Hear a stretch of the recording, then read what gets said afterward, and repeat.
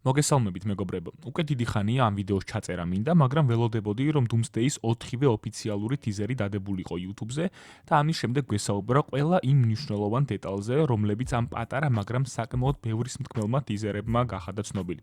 მოკლედ, ალბათ უკვე ყველა მიცით, მაგრამ მაინც გეტყვით, რომ Marvel-მა გადაწყვიტა მანამ სანამ ერთ მთლიან და სრულყოფილ თრეილერს გამოუშვებდა ფილმის შესახებ, მანამდე მაყურებლისთვის პატარა ინტრიგები დაეტოვებინა და შემოგთავაზა 4 აბსოლუტურად განსხვავებული ტიზერი, სადაც დაგვიანონსა სხვადასხვა ჩვენთვის მნიშვნელოვანი პერსონაჟების დაბრუნება. ამიტომაც დღეს მინდა თქვენთან ერთად განვიხილოთ თუ რა დეტალები ჩადეს ძმებმა რუსუებმა გამოქვეყნებულ კადრებში.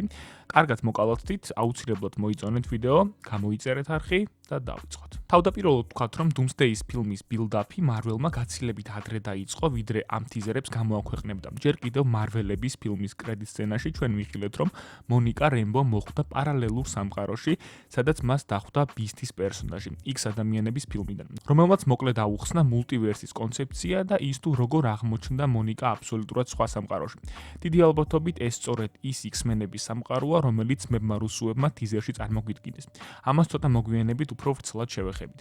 ამის შემდგომ იყო Thunderbolt-ების კრედიტ სცენა, სადაც უშუალოდ ვიხილეთ შურისმაძიებლების ახალი გუნდი, რომელსაც დაპირისპირება აქვთ Sam Wilson-ის შურისმაძიებლების გუნდთან და დავაწარმოებს იმაზე, თუ რომელი გუნდია ნამდვილი შურისმაძიებლებისგან შემდგარი.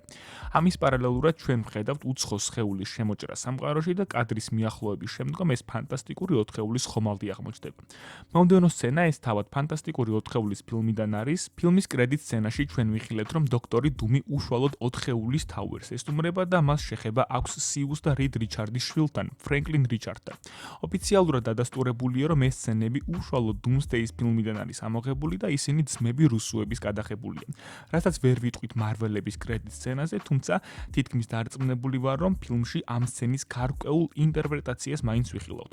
რადგან ბისტის მსახიობის დაბრუნება უკვე დაანონსებულია როგორც ერთ-ერთი X ადამიანის.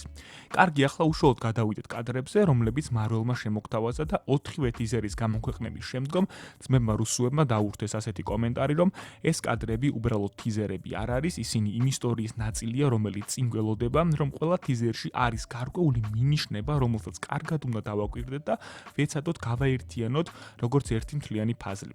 ხო და ჩვენც ავდგეთ და ვცადოთ გავარჩიოთ თუ რისი თქმა უნდათ რეჟისორებს ამ ანონსებით. პირველმა ტიზერმა გვამცნო სტივ როჯერსის კაპიტანი ამერიკას დაბრუნება. ჭორის დონეზე ყოველთვის დადიოდა ხმები, რომ სტივი დაგვიბრუნდებოდა შურისმაძიებლების მეხუთე ნაწილში, თუმცა მანამ სანამ ოფიციალურად არ დადასტურდა ეს ფაქტი, არ მინდოდა ინტერნეტში გამოქვეყნებულ მცდარ ინფორმაციას ავყოლოდი. ახლა კი ვიცით, რომ კაპიტანი ამერიკა ოფიციალურად Doomsday-ის ფილმშია. ტიზერმა გააცოცხლა ის კადრი, რომელიც ჩვენ ვიხილეთ Endgame-ის დასასრულში, 40-იან წლებში დაბრუნებული სტივი, ზუსტად იგივე სახლი, ზუსტად იგივე ადგილი და კაპიტანი, რომელსაც ხელში საკუთარი შვილი უჭირავს.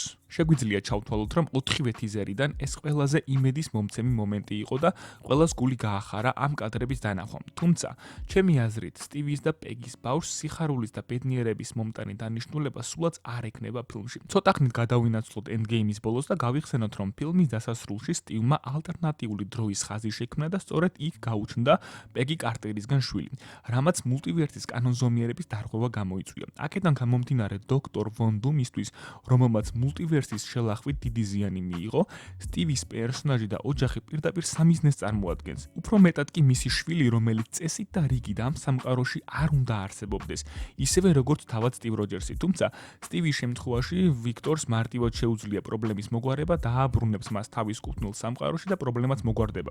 რაც შეეხება სტივის შვილს, ის უკანონო მოქმედების ნაყოფია, მასშესადამე ის ვერსად ვერ დაბრუნდება. ამიტომაც დოქტორი დუმისთვის როჯერსის და პეგის შვილი ყველაზე დიდ გამოწვევას წარმოადგენს.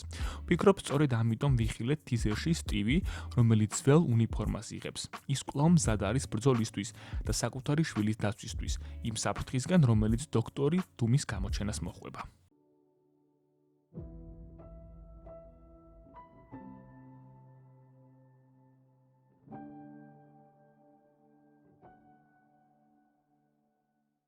მეორე თიზერმა დაგვიანონსა ოდინის ვაჟის თორის და მისი აყვანილი ქალიშვილის დაბრუნება. კონკრეტულად ამ თიზერმა ძალიან მიიქცია მაყურებლების და მათ შორის ჩემი ყურადღებაც პირველ რიგში იმიტომ, რომ ჩვენ როგორც იქნა ამდენი ფილმის შემდგომ კვლავ მივიღებთ სერიოზულ და ბრუტალურ თორს.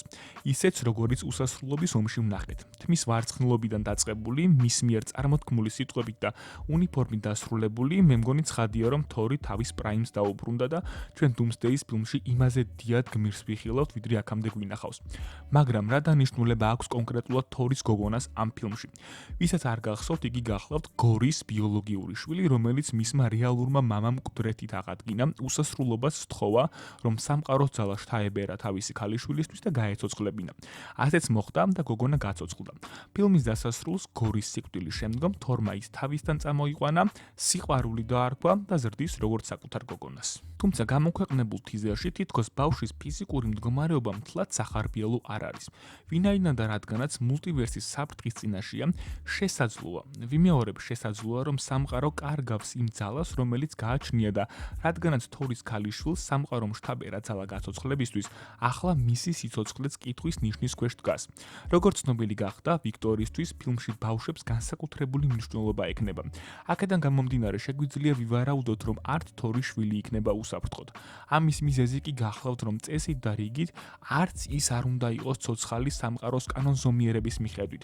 მისი გაცოცხლება გორის სურვილის შედეგი იყო, ამიტომაც ამ სამყაროში წესით გოგონა არ უნდა არსებობდეს. შესაძლოა სწორედ ეს გახდეს მიზეზი, რატომაც ვიქტორ ვონ დუმი მას აღიქვამს როგორც მტერს და არასაჭირო არსებას ძირითად დროის ხაზში.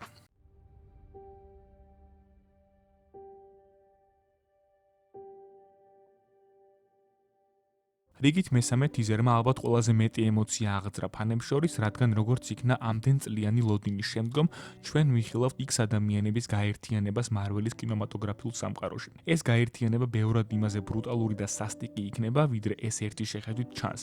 ხო, როგორც უკვე გითხარით, ჩემი აზრით, მონიკა რემბომ სწორედ ამ სამყაროში გაიღვიძა, რომელიც თიზერში ვიხილეთ. თიზერში, რომელშიც გამოჩნდა ორი OG მუტანტი, პროფესორი ჩარლზ ქსავიერი, მუტანტთა სკოლის დამაარსებელი და ერიკ ლენშერი, იგივე მაგნეტო.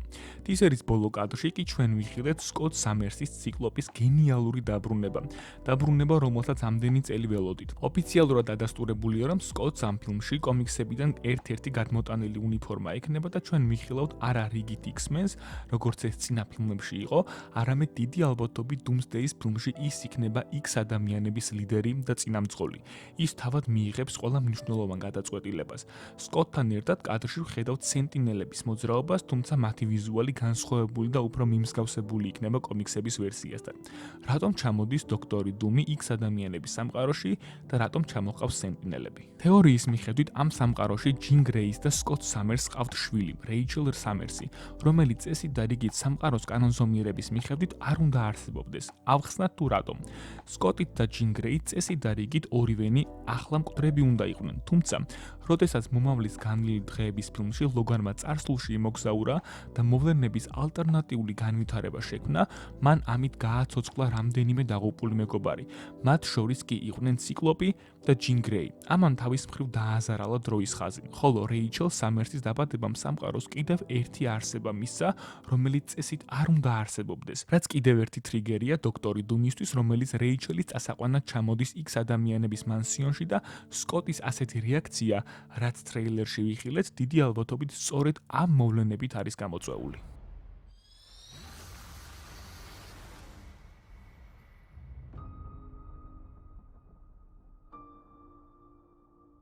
მეოთხე თიზერზე განსხვავებული მოსაზრებები წამოვიდა. ფანების ნაწილი ფიქრობს, რომ ის უდაბნო, რომელიც ამ თიზერში ვიხილეთ, არის ვოიდის სამყარო. ის სამყარო, რომელიც ჩვენ დედპულის და სამურავის ფილმში ვნახეთ. მაგრამ ნაკლებად სავარაუდოა, რომ დუმსდეის თიზერში უკვე ვოიდის სამყარო გამოეჩინათ. მეორე მოსაზრების მიხედვით ეს არის ტალოკანის სამეფო, რაც შავი პანტერას მეორე ნაწილში გამოჩნდა, თუმცა არც ეს მგონია სწორი ვერსია, რადგან როგორც გვახსოვს, ტალოკანის სამეფო მიწიდან საკმაოდ ღრმად ქვევით მდებარეობს. აქედან გამომდინარე რომ ვფიქრობ, ეს ადგილი ჩვენ უკვე ვიხილეთ შავი პანტერას მეორე ნაწილში, იქ სადაც შურის და ნამორის ბოლო ბრძოლა მოხდა. ფანტასტიკური ოთხეულის ხომალდი სწორედ ამ ადგილას ეშვება. შესაძლოა რიდ რიჩარდსის ხომალდმა ვაკანდაში ვიბრანიუმის დიდი რაოდენობით გამოწვეული ტალღები აღიქვა და რიდმაც იფიქრა, რომ ეს ყველაზე განვითარებული ადგილია ამ სამყაროში. ამიტომაც თავის ხომალდს სწორედ ამ ადგილას დასვამს. ტიზერში ვიხილეთ, როგორც ნამორი და ტალოკანის ხალხი, ასევე შურის და ემბაკუს შეხვედრა ფანტასტიკური ოთხეულის წევრებთან. კონკრეტულად კი ბენთან. აქ ყურადღება უნდა მივაქციოთ შურის სიტყვებს, რომელიც ამბობს, რომ მან ყველა მისთვის ძვირფასი ადამიანი დაკარგა. ჩვენ ვიცით, რომ დაიღუპა როგორც მისი დედა და ვაკანდას დედოფალი, ასევე ტჩალა, მისი ძმა, ვაკანდას მეფე. თუმცა ვფიქრობ, ამ შემთხვევაში ის გულისხმობს თავის ძმისშვილსაც, ტჩალა ჯუნიორსაც, რომელიც ასევე შავი პანტერას მეორე ნაწილის დასასრულში გამოჩნდა და რომელიც გახლავთ მეფე ტჩალას შვილი. ჯერჯერობით რთული სავარაუდოა თუ რატომ სჭირდება დოქტორ ვონ დუმს იგი, თუმცა თეორიის მიხედვით ამ სცენაში დოქტორმა დუმმა უკვე წაიყვანა შურის ძმისშვილი. აუცილებლად დამიწერეთ კომენტარებში, რას ფიქრობთ ძმების მიერ გავრცელებულ ტიზერებზე. დღეისათვის კი ამით დაგემშვიდობებით, ჩვენ შევხვდებით მომდევნო ვიდეოში ახალი იდეებით სულ მალე. დროებით.